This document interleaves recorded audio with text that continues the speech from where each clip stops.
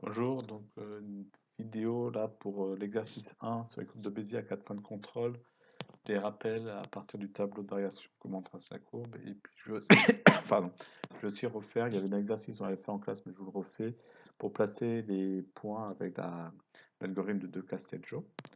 Le tableau, je ne reviens pas dessus, je vous ai donné un corrigé, ça se trouve, on avait commencé en classe.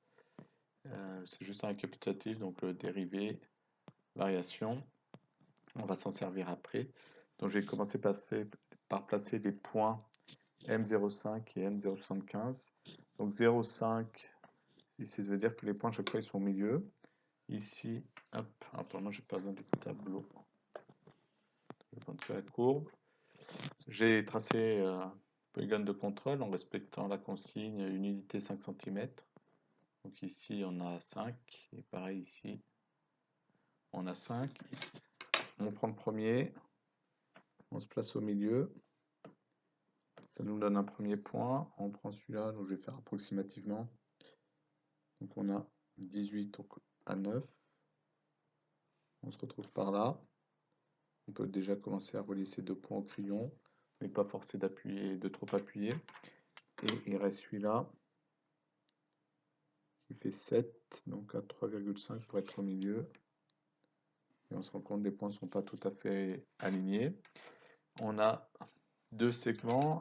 Pareil, on reprend les milieux. Donc ici, on est à 5,6, donc 2,8 pour le milieu. Il est par là. Et ici, on a 9, donc 4,5.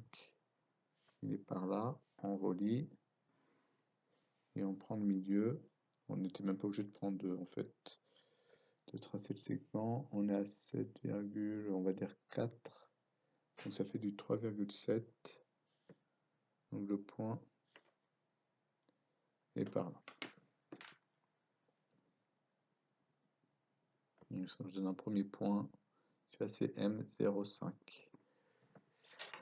On reprend avec 3 quarts. Donc ici, on se remet au milieu. On est ici.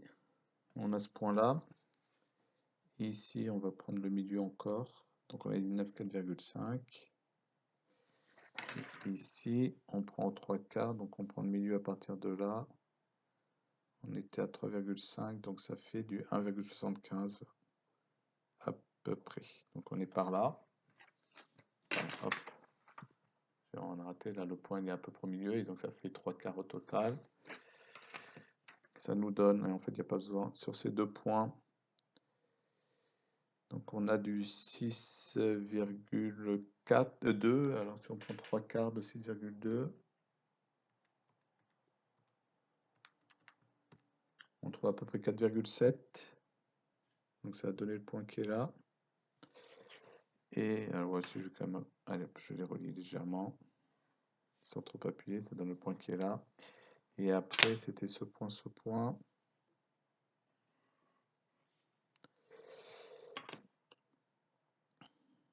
Et donc on a du 11,6. Et si on prend les 3 quarts, on est à 8,7. Ça donne le point qui est là. Et sur ces deux points, on a du 7 à peu près, 6,9 avec 6,9. On trouve du 5,2 à peu près. Et donc ça nous place le point ici. Et donc ici, on a le point M0,75. Voilà. Oh, pardon. Je suis désolé, je suis parti. Donc, je rappelle, on prend aux 3 quarts du premier, aux 3 quarts du deuxième, aux 3 quarts du troisième. Donc, ça donne des points celui-là, celui-là et celui-là. On prend ces deux points, on se place aux 3 quarts, on arrive ici. On prend les deux points là, on se place aux 3 quarts, on arrive ici. Et maintenant, entre ces deux points, on se place aux 3 quarts et on arrive à peu près ici. Et là, on obtient deux points là en rouge, c'est les points de la courbe. Ensuite, on va placer ici, donc on a le point moins 1, 0, qui est P0, ça on le savait déjà, donc la courbe passe par ce point.